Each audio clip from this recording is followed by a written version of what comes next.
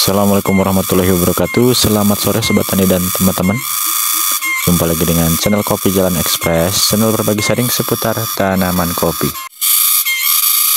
Baik sobat tani dan teman-teman, mungkin masih ingat dengan pohon kopi klon Ciari ini, yang mana pada tempo 1 bulan yang lalu kita review bahan yang terlalu dini penyimpanannya. Kita akan review untuk konten video kali ini, dan kita pun kembali review untuk penyimpanan bahannya yang paling tepat. Dan untuk videonya sobat tani jangan di skip-skip supaya tidak terjadi gagal paham. Baik sobat tani, langsung saja kita akan lihat kondisi terkininya. Nah ini ya, ini bahan yang selalu kita dokumentasikan, yang mana bahan ini penyimpanannya terlalu dini. Kita akan hitung sama-sama. 1, 2, 3, 4, 5, 6, 7, 8, 9, 10, 11, 12, 13, 14, 15, 16, 17 ruas. 17 ruas, yang mana ini titik tumbuhnya adalah di bulan 6 ya. 17 ruas. Jadi untuk penyimpanan bahan yang di bulan 6 akan terjadi seperti ini sekarang. Ini berada di ketinggian MDPL-nya 1100. Yang mana, nah yang ini nih, di 1 bulan yang lalu ini terjadi pembungaan mekar. 1 bulan yang lalu mekar, dan sekarang sudah terjadi motoyuyu. Dan motoyuyunya pun tidak normal ya sobat tani. Itulah sering kita seringkan kepada sobat tani semua. Nah ini ya, untuk penyelang kenapa kondisi pembuahannya tidak baik, karena bertepatan dengan cuaca ya, bertepatan dengan cuaca yang ekstrim, belum stabil, yang mana kemarau dan tingkat curah hujan lebih besar tingkat curah hujannya. Jadi untuk pembungaannya kemarin terjadi di bulan 4 awal ini.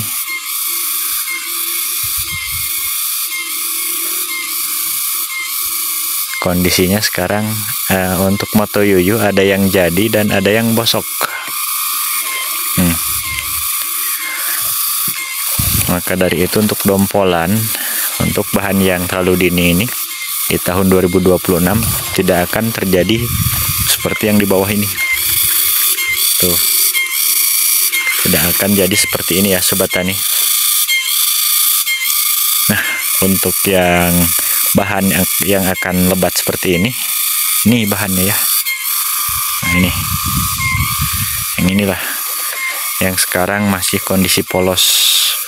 1, 2, 3, 4, 5, 6 ruas nih. 6 ruas ini nanti akan terjadi bahan berimbang.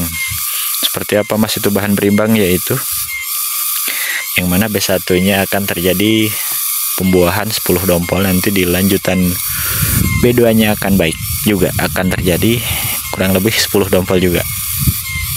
Seperti itu. Ini penyimpanan bahan di titik tumbuh di bulan 12, jadi berimbang. Nah kalau yang ini di titik tumbuh bulan 2.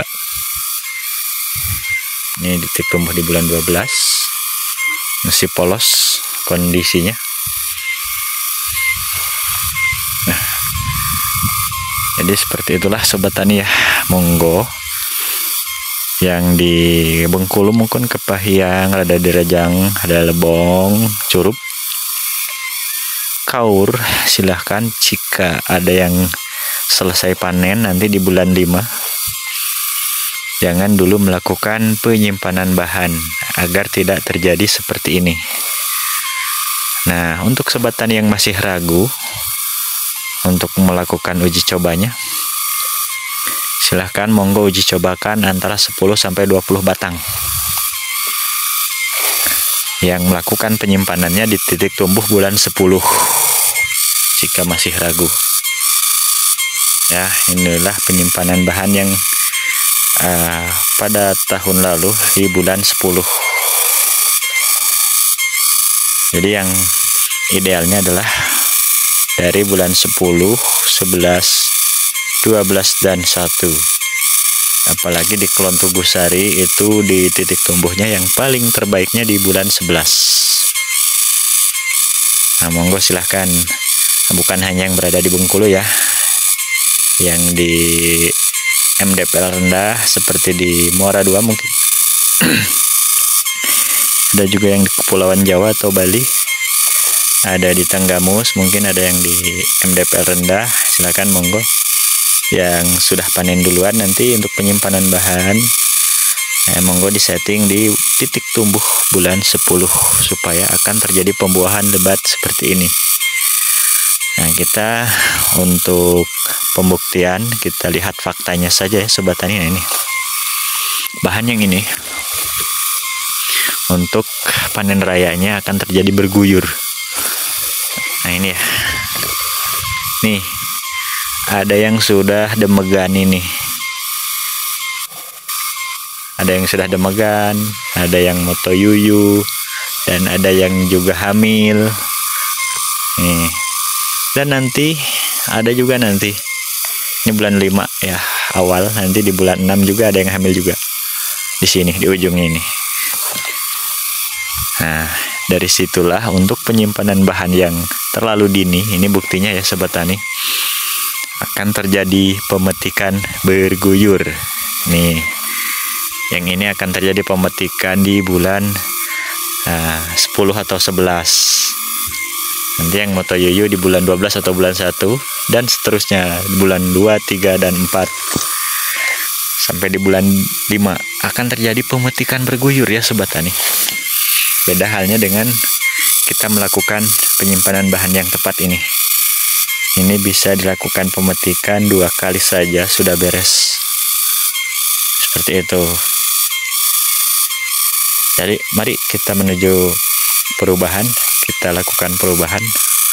Untuk penyimpanan bahannya silahkan disetting untuk di tahun depan. Nah, untuk yang sudah panen, sudah selesai, disetting nanti di bulan 10 atau 11 supaya untuk pembuahannya normal seperti ini. Keren ya, tidak pecah dompol. Jadi selain pemupukan dan penanggulangan hama, jadi penyimpanan bahan pun sangat membantu terjadinya pembuahan kopi kita yang lebat seperti ini. Seperti itu Sobat Tani. Dan untuk yang masih seperti ini akan terjadi pemetikan di bulan 5 akhir atau bulan 6 awal. Ya, untuk pemetikan pertama. Dan untuk yang keduanya biasanya di bulan 7 dan selesai. Barulah dilakukan pemangkasan. Seperti itu.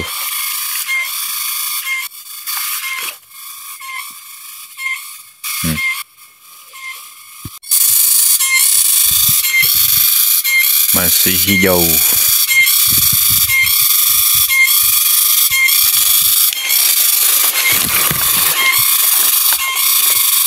Kondisi kebun bebas naungan.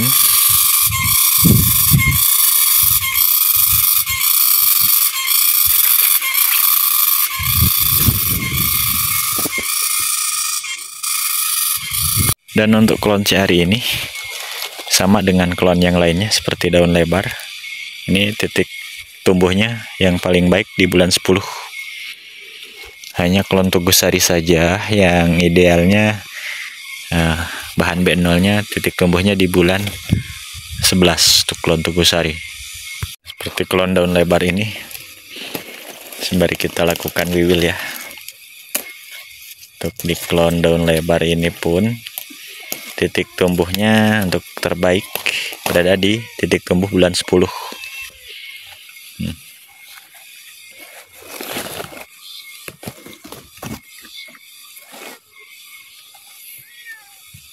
Daun lebar.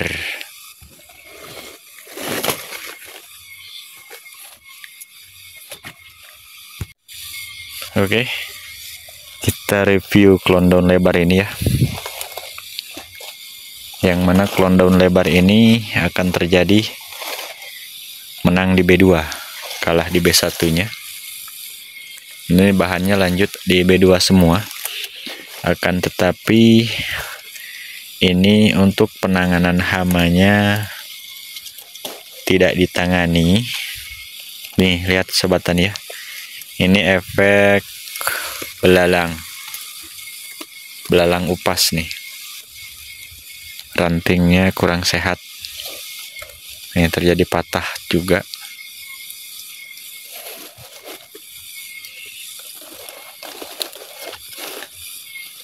Nih. Kemarin kita cek pohon yang ini. Banyak hama.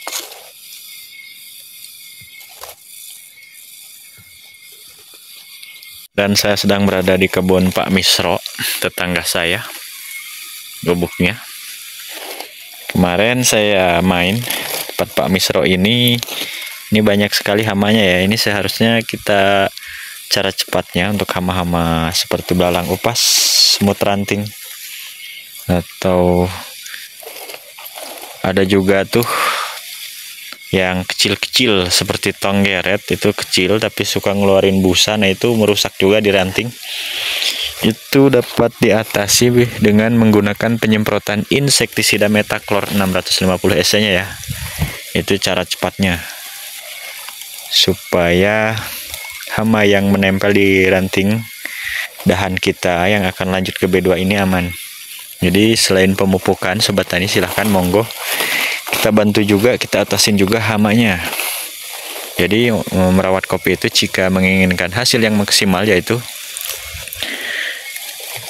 gulma kita siang ya, penyimpanan bahan yang tepat, wiwilan, pemupukan yang tepat, serta hama pun harus kita atasi. Apalagi sudah terdeteksi seperti semut ranting, PBKO, atau ada juga nih ini belalang upas. Kemarin di sini ada. Segera lakukan penyemprotan cara cepatnya supaya untuk bahan yang akan lanjut ke B2 ini normal tentunya ya, tidak ada gangguan serangan hama seperti itu. Baik sobat tani dan teman-teman, mengingat untuk durasi yang lumayan panjang, jadi untuk konten video kali ini saya cukupkan dulu sampai di sini. Mudah-mudahan ada hal positif yang bisa diambil. Saya akhiri, billahi taufik wal hidayah. Wassalamualaikum warahmatullahi wabarakatuh.